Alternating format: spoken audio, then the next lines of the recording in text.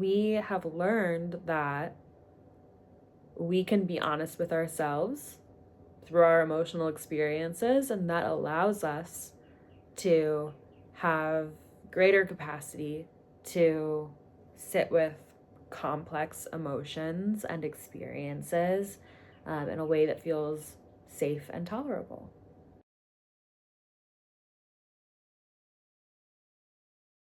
If we haven't met yet, which we probably haven't, my name is Natanya.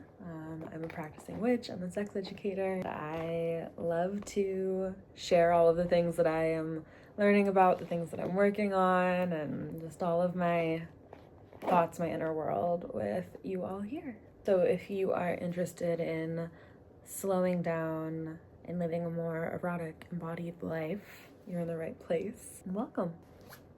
I'm gonna do my nails and we're gonna chat for a little bit. If I sound a little funky, it's because I am. I've been sick.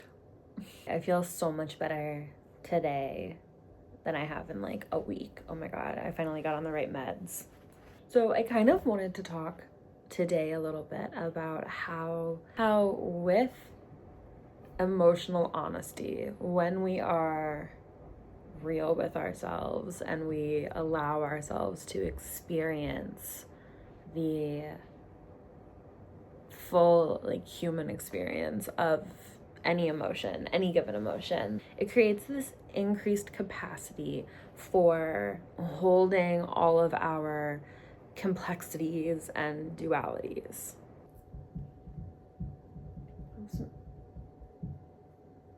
Interesting upstairs neighbor activity is going on, it sounds like. It's funny. Is that like tap dancing?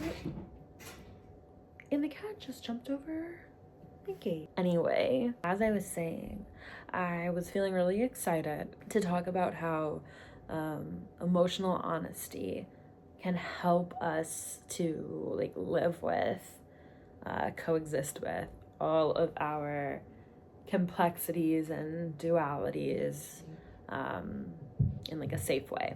And I'm gonna talk about these things with a few helpful guests. We're gonna be visited by the Queen of Swords tarot card. We're going to be visited by the myth of Persephone. We're going to be visited by a song called Sunset by Polachek. And since I'm a sex educator, we are going to be visited by some kink and BDSM research, ideas, and practices. Wow, she literally, the Empress was on the bottom of the deck and then she was right underneath. Here we have the Queen of Swords. The Queen of Swords is kind of highlighted by these qualities of being fair and honest, valuing truth, being very like objective and logical and rational. She is able to kind of like zoom out and look at the big picture. She's just like this intellectual powerhouse. You know, true healthy Queen of Swords is not embodying this energy in like a cold, rigid way, rather just in a very self-assured way. Almost every single Queen of Swords description will say something about like using the wisdom gained through hardship or past experiences. So ultimately the Queen of Swords represents this like ability to go through sorrow, go through hardship, come through the other side more clear-minded, valuing truth, integrity, with this newly gained wisdom, but still remain open. So not in a way that like makes you more closed off. I think one important thing to note is that the Queen of Swords often is described as prioritizing logic over emotions. But I think a really beautiful thing about her, at least in my opinion, is that it's not necessarily that she prioritizes logic over emotions. She is just so like emotionally regulated, if we're going to use like therapy terms here. She's so emotionally regulated, and she is so comfortable experience, just kind of like sitting with and experiencing emotions, that she can like zoom out, like I said, with that getting perspective, she can zoom out and she can just observe emotion. She can observe her thoughts. She can observe her experience of feelings and emotions in a way that feels like tolerable to her. So reversed often will read as like emotionally detached. So that means upright is not emotionally detached. She's emotionally present when she's upright. The Queen of Swords lives with this knowledge that you are not going to die from an emotion. An emotion, a feeling, it can't kill you. And that can feel really invalidating to hear.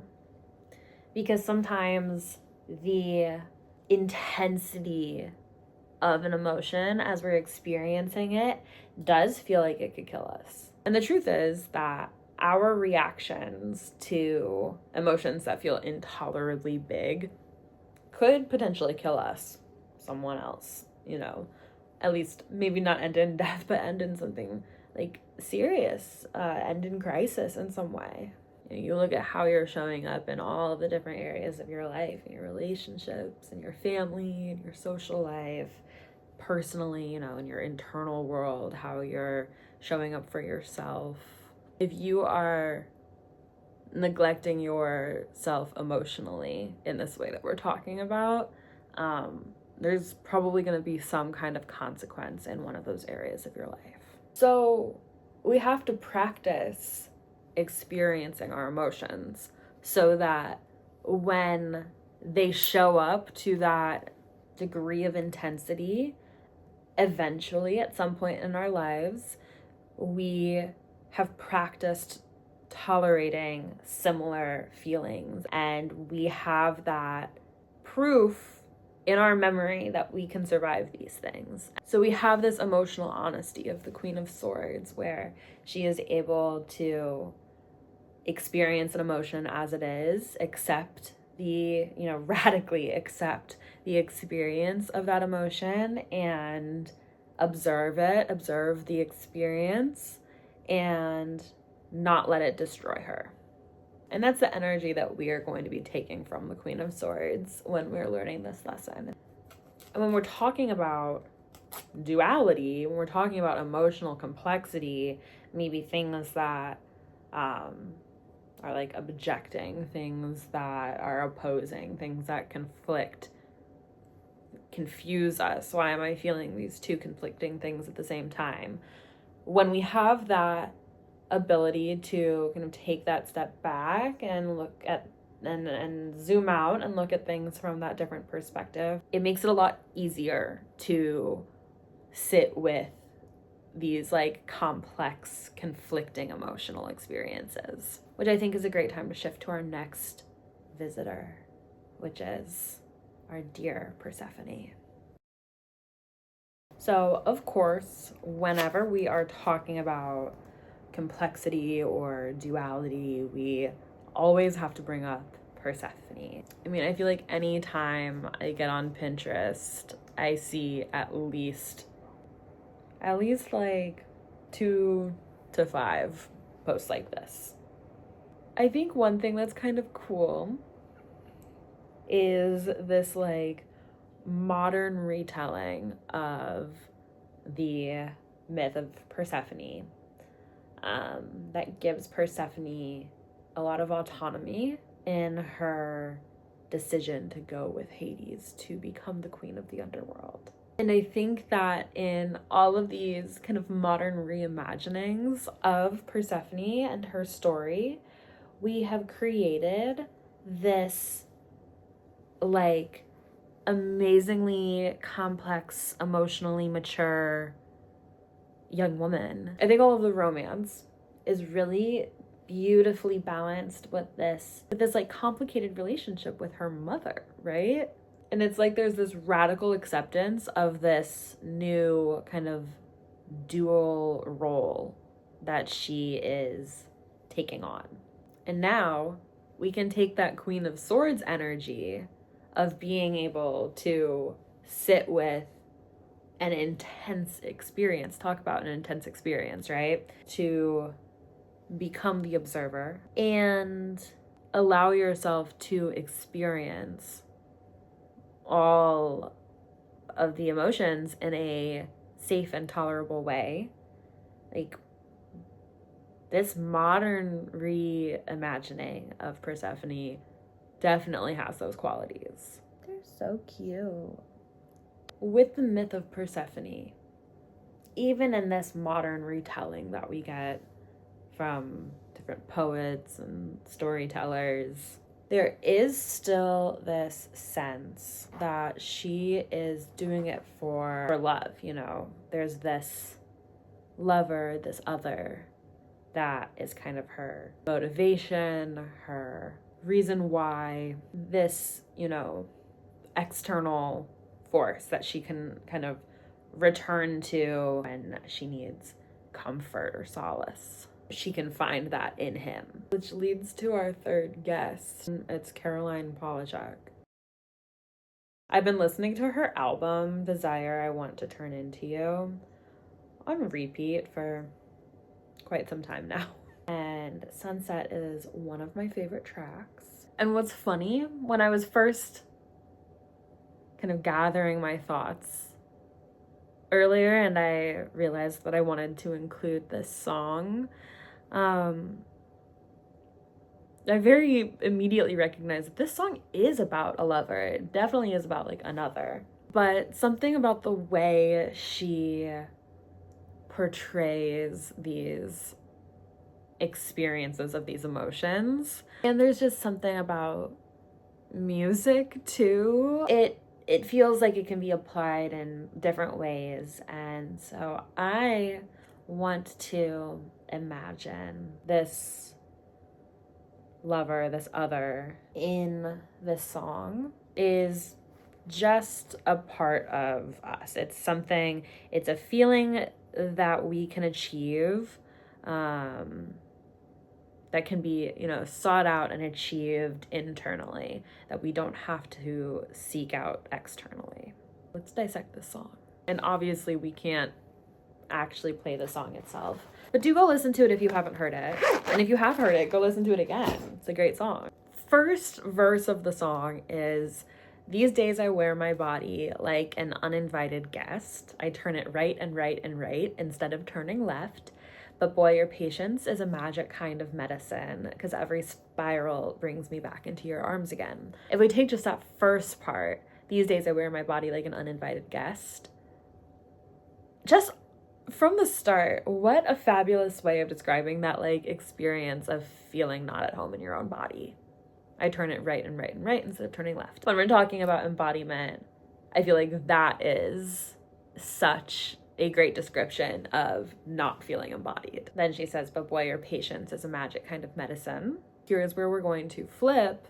It's not boy, it's not a boy, it's not some random boy, it's us. So we're not finding this patience, this magical medicine externally, but we are having that same patience. You know, we can imagine what that patience would feel like, what it would sound like.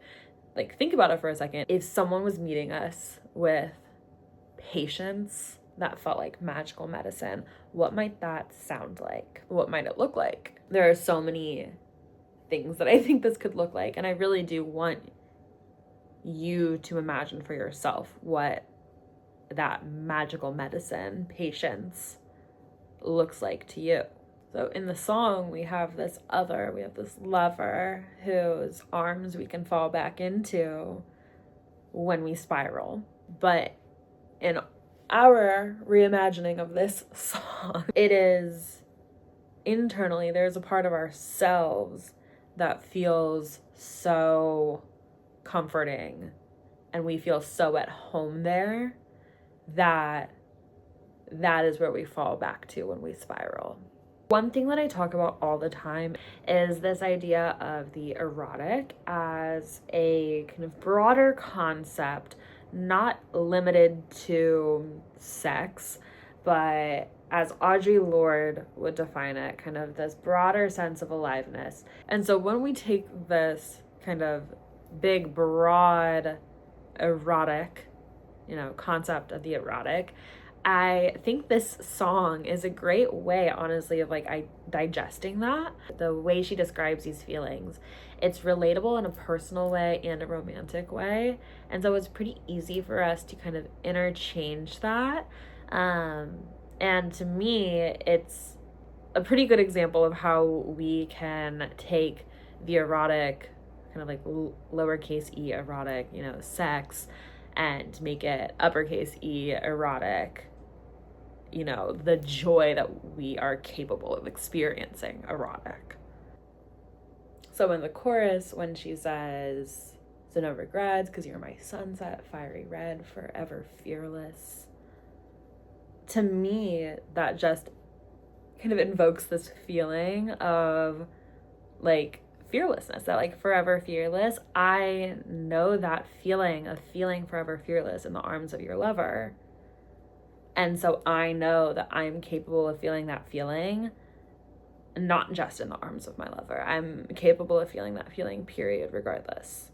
And I can be my own lover whose arms I'm in when I'm feeling forever fearless.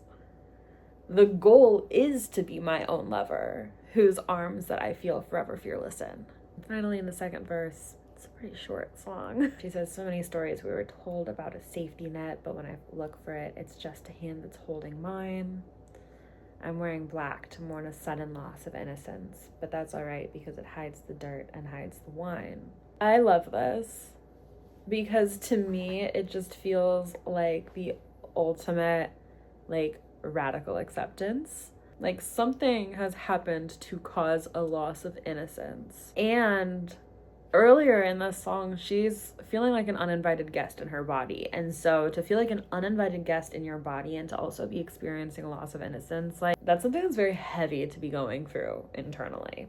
And to follow that up with, "and that's all right because it hides the dirt and hides the wine," I just think is so erotic because it's this embracing of look at how messy I get to be, look at how much passion I get to experience and dive into, because what are we doing that we're getting wine all over our clothes? What are we doing that we're getting dirt all over us? We are digging into something, and we are able to do that more easily and more freely now because of this radical acceptance of our loss of innocence. Now, all of this to say, I think it's still okay to have some external places to, process things, rely on things. We don't have to do everything internally.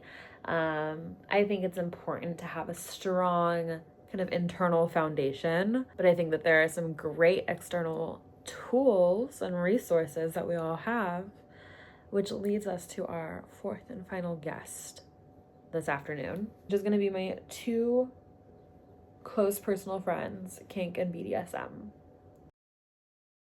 So one of the reasons why I got into the work that I'm in the first place is because anytime I learn about sex ed, anything in sex ed, different theories, different practices, I can't get over how easy it is for me to see how these ideas apply to every area of our life if we want them to. Now, even more than just sex ed theories and practices, I would say I get so much of my inspiration from the world of kink and BDSM. So how do we bring this Queen of Swords energy, this emotional honesty, into the kink and BDSM world? Kink and BDSM, it is never advised to just jump headfirst into the most extreme version of your kink, of your fantasy, whatever it is that we are exploring today. We are not going to let our first time touching that be the most extreme thing possible. I'm going to use a couple different examples because when we're talking about kink and BDSM, I always like to really emphasize the point that some light sensation play with a feather can be just as transformative and meaningful as a full-on, consensual non-consent scene. Intensity is not a hierarchical ladder to climb, and so those two experiences are held at the same level. I've had people in my workshops before where I have all sorts of sex toys, kink and BDSM gear laid out on the table, and at a certain point in my workshop I allow you to come up and interact with some of the gear if you want to. I've had workshops where people end up with a toy for the activity, and it's happened more than once where someone, instead of going out to find the toy that they want to use, they kind of hang back, wait for everyone else to choose, and then just pick something, and usually we'll go for something like the feather because it feels very non-threatening. In the activity, it usually involves going up to someone else and practicing, negotiation, consent, talking about limits, things like that. And folks feel really overwhelmed by the idea of receiving touch with a light feather. And so for them, finding their window of tolerance where they feel safe to be touched with the feather and learn in that moment how to feel safe to receive that type of touch, that can be extraordinarily transformative for them moving forward when it comes to accepting other types of touch. But if that person never practices being touched with a feather on their arm, for example, are they ever going to get to the point where they are comfortable, maybe being... And is that going to be a goal for that person? Probably not. But they probably are going to have relationships with people, intimate ones, maybe even sexual ones, where they're going to want to be able to receive touch or receive pleasure, receive compliments. So there's so much that is important to receive when you are in relation with someone, and having an inability to do so can be damaging to the relationship on both ends. So that's one thing. Then, I always bring my CNC example in. Say we have someone who has a history of SA, and they are seeking therapy, they're seeking help, they're seeking support in some way because they fantasize about, in some way, not being in control in a sexual experience, being taken advantage of in some way in a sexual experience.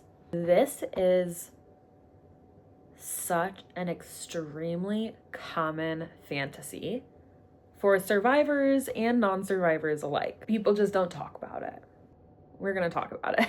Because when we don't talk about it, these fantasies can cause people serious distress from the shame that it can produce, especially for survivors. So say I'm sitting in an appointment with this person and I am trying to create a kind of kink journey that can support their therapy journey. Would I ever suggest that they design their most, fantastical CNC, dream fantasy, and then approach their partner with it and suggest acting it out? No. What I would suggest, I won't go through all of the steps, obviously, but our first thing that we're going to try is just one time in during sex, during some sort of intimate interaction, and this is going to be agreed upon previously ahead of time. We're going to practice saying no and having that no ignored. So that at one point in this interaction, you are going to say no to something, and your partner knows that they are going to ignore that no. They know that it's safe to ignore that no because they know that you know that the no is going to be ignored. Do you see what I'm saying? So we've created this very controlled environment to start playing with feeling out of control in small incremental ways. And we are going to find what we like about it, what we don't like about it. We're going to find what makes us feel safe. We're probably going to find what makes us feel unsafe too. And by the time we get up to maybe enacting a more intense, extreme scene, if that is ultimately what we want to do, we've had all of this practice now that has taught us what we need in order to have this experience be tolerable and transformative.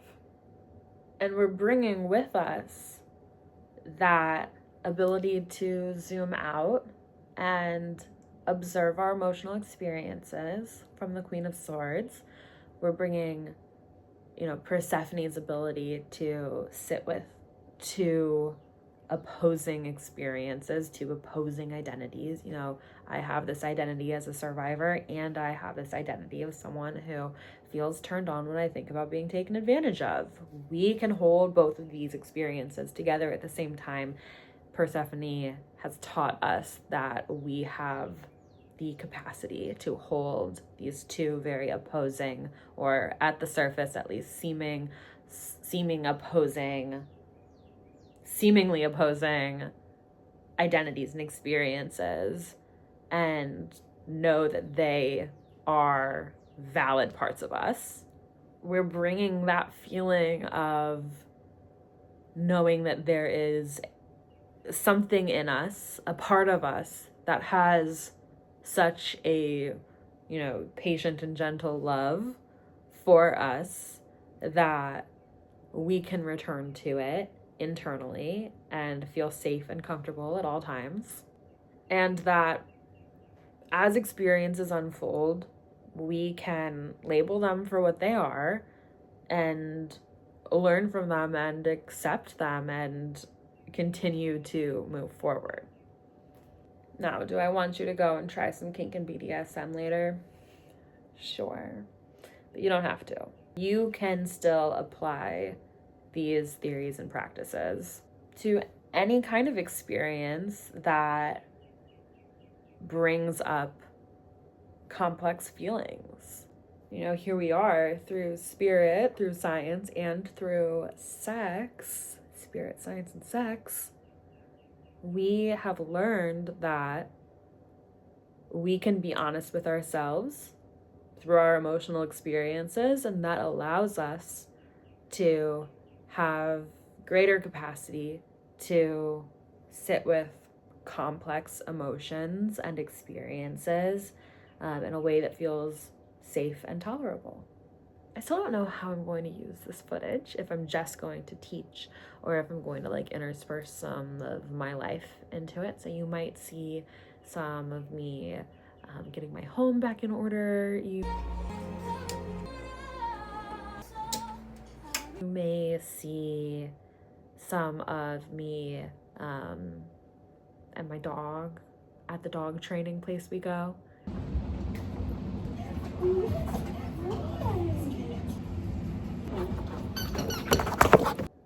I don't know, I'm going to a rave tonight, so maybe you'll see that.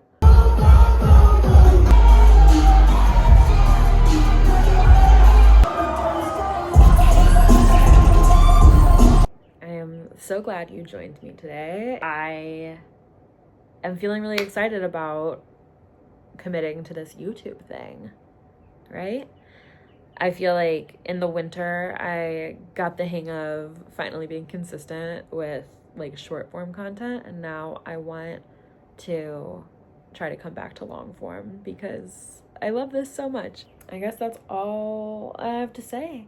I hope you stick around, and I'll see you maybe next week, maybe the week after. I haven't decided what my posting schedule should be yet. So maybe in a week or two, you'll be seeing me again. Don't forget to like and subscribe, comment, say hello. Find me on my other socials. And I'll be seeing you soon.